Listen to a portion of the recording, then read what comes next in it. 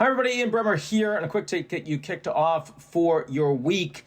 I thought I would talk about the climate summit, which has just concluded in Sharm el-Sheikh. The COP27 was not one of the better moments for global climate response.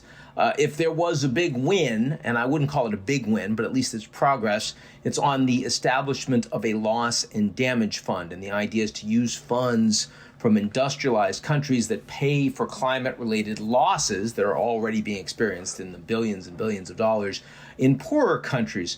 And the developing countries have been demanding that the developed world indeed put such a fund together. The problem is, of course, that in addition to the reluctance to get it done, just saying that you have such a fund does not have a mechanism for distributing money, a mechanism for raising money, and certainly there is no cash, there's no financing yet. So, I mean, maybe over time, you'll see the private sector make donations into this fund. Maybe you'll see some government commitments, but for now, at least, it's an announcement of intentionality without any there. So, and that's the big news, right? That's the actual major headline that came out. Beside that, the fact that the United States and China are talking together once again, they are the two largest carbon emitters on the planet, and so clearly talking is better than not talking, though it was a little problematic that right after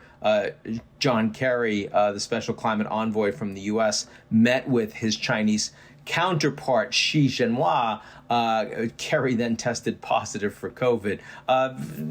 Not ideal in terms of the mood music around that meeting, but again, promising that at least they are talking to each other. They clearly need to be.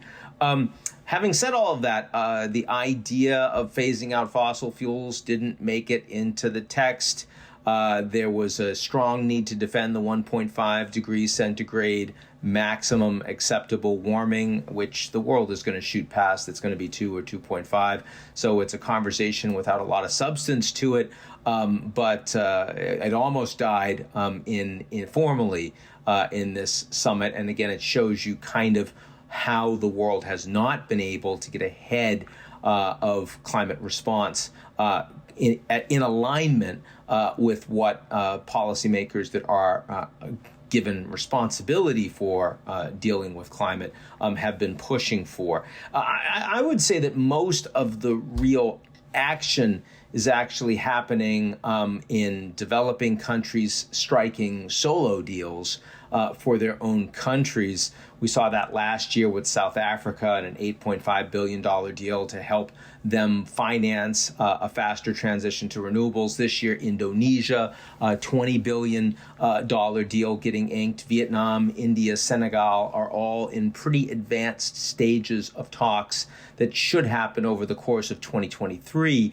And that process is appealing to developing countries. It's pretty straightforward. It's a lot faster. And there are a lot of African countries that are talking privately about planning on leveraging the COP platform, but bypassing the overall negotiation system to bring money home. And what that means is that, you get this very, very slow global-wide progress, but very fast-paced individual country packages makes an open question as to whether the COP itself has as much of a future. Will we see these big global climate summits? And they are important because they are forcing mechanisms for individual leaders for the developed world to make announcements that then become policy over time. If you break that and you just do individual deals, you're going to lose a lot of progress overall in carbon emissions and in how fast you move to renewables. So,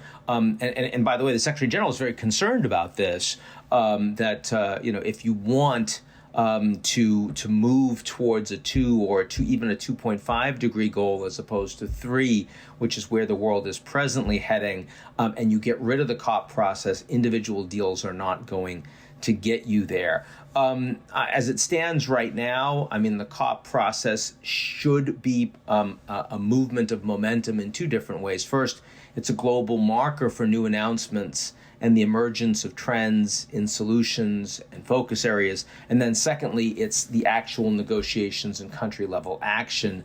If you lose that, there still is an enormous amount of money being invested in new technologies. There is an enormous amount of requirement of countries to do more because of the impact of climate change that is growing around the world. So you will still get there, but you'll get there more slowly. You'll get there less efficiently, and you'll get there with the developing countries taking even more of the burden on their shoulders because the wealthy countries are focusing on themselves and not on global north-south or west-south solutions.